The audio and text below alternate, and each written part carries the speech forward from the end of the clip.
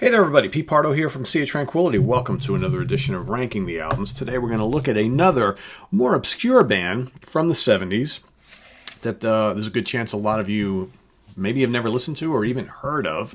That's not necessarily a bad thing though. You know, it's like I keep getting these weird comments whenever I do these shows on like more obscure bands of the 70s. Like, oh, I never heard of this band. Why should I even bother? I've never heard of them. They never made it big. You know, they never made it. It's like, well, it doesn't matter. There's a lot of good music from bands that didn't have the luck of the big record contract or the big, album sales and push. And maybe they just kind of, splintered from another band and started something new, and that didn't really last, whatever. It doesn't mean there's not good music to be made or not to be heard. Today, no exception. So this band is called Wild Turkey.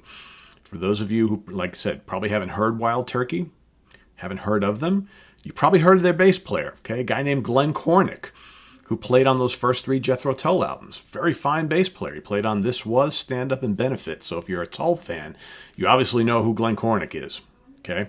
He also played with Bob Welch in a band called Paris shortly after Wild Turkey broke up. Another pretty fine band, okay? Wild Turkey, if you like those first three Jethro Tull albums, not that much different, maybe even a little heavier. Good mix of kind of like folky rock, like in the Tull vein, some heavy blues rock, and some really kind of riff-heavy material that at times, approaching kind of like, Sabbath, Purple, Zeppelin heavy on some of their songs. So they've got 4 studio albums, 2 that they recorded in the 70s, 1 in the 90s, 1 in the 2000s. Of course, Glenn passed away a bunch of years ago, so that kind of puts the Wild Turkey band to rest. But very talented band. I enjoy these albums quite a bit. I have 2 of the 4. I got 1 that I got on order, but the 2 I've had, the 2 70s albums I've had for a long, long time. They're actually really good. So we're going to rank all 4 of them today. I'm going to show you the 2. So we're going to start off, again, the band. Let's talk about the band. So again, you got Glenn Cornick on bass. Played a little piano and keyboards too, as well as a little bit of a guitar here and there. John Blackmore, no relation to Richie, on guitars and vocals. Jeff Jones on drums, formerly of Man, the great Welsh rock band. Gary Pickford Hopkins on vocals, a little bit of guitar and keyboards and things like that. Also, he played with and sang with Rick Wakeman on a lot of Rick Wakeman's classic 70s albums.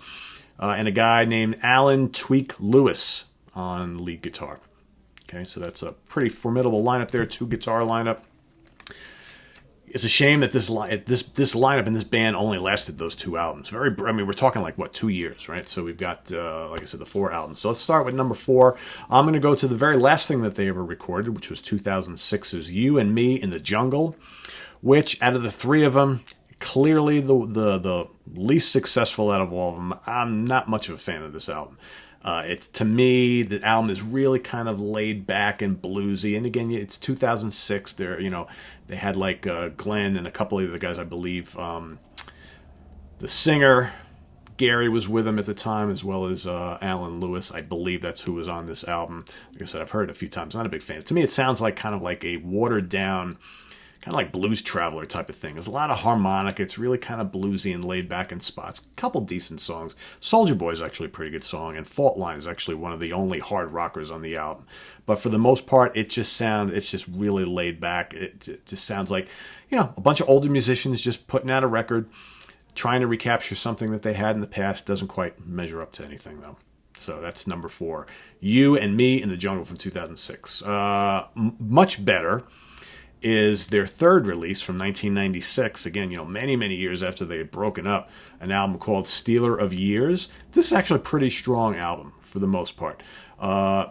Good, chunky blues rock, a couple heavy tunes, couple tunes more kind of laid back contemporary bluesy rock, but I think for the most part, half the album is pretty damn good. You got a song called The Battlefield and Gunslinger. Both of those rock pretty hard, good riffs in the song. Take All You Can Get, another kind of strong track. It's got kind of reminds me of like the folky kind of heavy rock with little bits of prog in it. That kind of reminds me of their early stuff. And then another really good heavy rocker is Riff Me, Rock Me. Again, some good Riff Me, Rock Me. You can tell by the title, it's got some good riffs. A lot of booming bass lines from Cornick throughout all this stuff. And he's really, really talented bass player. I always really liked his playing quite a bit. So that comes in at number 3. Coming in at number 2, we're going to go with their second album, okay, which is just called Turkey. You got it right there. I know, not the greatest album cover in the world. What can I tell you? What's the name of the band, right? Pretty strong album, I think. Out of all their 4 albums, definitely, there's like a divide in all of them, I think. This was actually a pretty easy ranking for me to do because each album is kind of pretty different from each other. So this one was released in 1972. This is the last album they released before they broke up. Good Old Days kind of kicks things off. That's got kind of like this kind of funky boogie type of thing, kind of like the Faces. You know, the honky-tonk piano, the little slide guitars, and just kind of got this boogie feel. Pretty good vocals. Dig it. It's a fun song.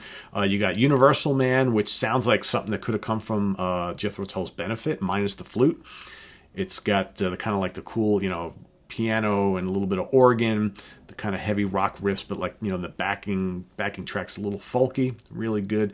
What else we got? The Street, another one that kind of sounds like something that would come from Stand Up or Benefit. A lot of this album has that kind of feel, and one of the things about Wild Turkey that I always kind of liked, and again, it reminded me of Stand Up and Benefit from Tull, is how Tull was able to mix kind of like blues and folk and like, hard rock, kind of mix them all together. So a lot of this, or the early Wild Turkey, has a similar feel without the flute. So pretty good. And pretty good vocals, I might say, too. And the Telephone from this album is kind of proggy, okay? If you get the reissue, which this is from, who reissued this? God, can't even tell. Anyway, does it really matter? Doesn't really matter. Get a bunch of live tracks and things like that. So get some different songs on here, which is kind of neat. But the original album on its own, actually really good. Really good. However, their best album is clearly the first album from 1971. It's called Battle Hymn. All right. This is a pretty rocking album. Again, you get like maybe half the tracks, maybe a little bit more big riffy songs. That got, think of like Jethro Tull's more riffy stuff, a little bit of Black Sabbath here and there, not quite as doomy, but big riffs. The rest is kind of folky, kind of like the Tull stuff of the same period. You get the really hard rockin' Butterfly, which kicks things off. Heavy track. Okay, there's a reason why they went out on the road with Black Sabbath a bit in the day when they first came out on the scene. 12 Streets of Cobble Black, another good bluesy rocker. Okay, Easter Palm also kind of rocks kind of hard. Sanctuary is more kind of like a folky progressive tune, like that quite a bit. One Soul Soldier has got some terrific blistering lead guitar. All right, look out for that. And then you got the title track, Battle Hymn, which is, again, very riffy song. Very heavy. Another good track on here. And then the Sentinel is another tune to look out for, which rocks pretty hard. So, I like this album quite a bit because I think, the kind of the boogie stuff that you would hear on this album, there's actually a couple tunes that are like that, which they're good, but I prefer the kind of the nice mix of, real heavy rock on here with a little bit of folk and the little touches of prog, so pretty good. So there you have my ranking for Wild Turkey. You got Battle Hymn from 71 coming in at number 1. If you want a good place to start, that's your best bet, but you can't go wrong with the first 2 albums. Turkey from 1972. Number 3, also pretty solid, worth checking out, is Stealer of Years from 1996. I would say number 4, You and Me in the Jungle from 2006. Not a lot to recommend from that album. I think if you're just going to go out, you just want to go get a couple of them, I would say easily the first 2. Get the third one from 1996, Stealer of Years. You and Me in the Jungle. Not a lot going. It's funny. I actually, just because I'm kind of like a completist with a lot of this stuff, I actually wanted to go out and just order it just to have it. And it's like, I think it's out of print and it's really expensive. I'm like, you know what? I'm really not into it anyway. So probably a good thing that it's that is the case with that. So there you have it. Wild Turkey. Originally called Glenn Cornick's Wild Turkey, just changed their name to Wild Turkey. But again, if you're a Jethro Tull fan, all right, you love those first 3 albums, you love Glenn Cornick's bass playing and kind of wild stage persona, the Wild Turkey Band is definitely one you want to check out. Or even if you're just into kind of like more obscure early 70s heavy rock, okay, and prog. Definitely a band to check out. So visit us on the web at www.seatranquility.org. We're on Facebook. We're on Twitter. Of course, we're here on YouTube all the damn time. Coming up this afternoon, I've got a huge interview I'm doing today in just a couple hours that I'll be kind of premiering later on today.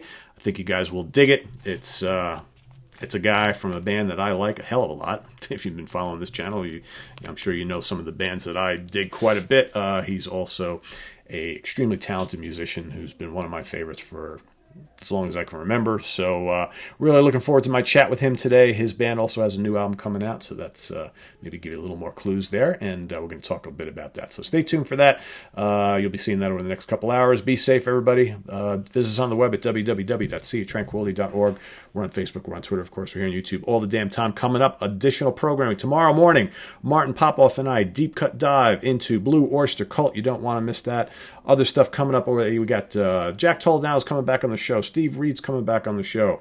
Jeff Young's coming back on the show. We got guest stars galore. Also, Monday night, we're going to do top 10 songs of Motorhead with Steve Keeler and Brian Slagle and Elliot Fulham. So we're getting the band back together for that. It's been a couple weeks. So lots of stuff happening. You don't want to miss any of it. Make sure you subscribe if you haven't. Bookmark the site. Come back often. Tell all your friends. And make sure you spend lots of time watching this. So we'll see you soon. Let those ad runs, guys. That helps me a little bit get paid. So you got two ways. A lot of people contact me asking for ways they can contribute and help out the site, because God knows I put a lot of hours into doing this. I love it, but man, this has become really, really busy stuff here. So it would really help if you let those ads play at the beginning of the videos. I mean, the ad money is not that much, but a little bit helps. Also, we have a Ko-Fi page set up for anybody who wants to give a little donation every so often, a couple bucks here and there.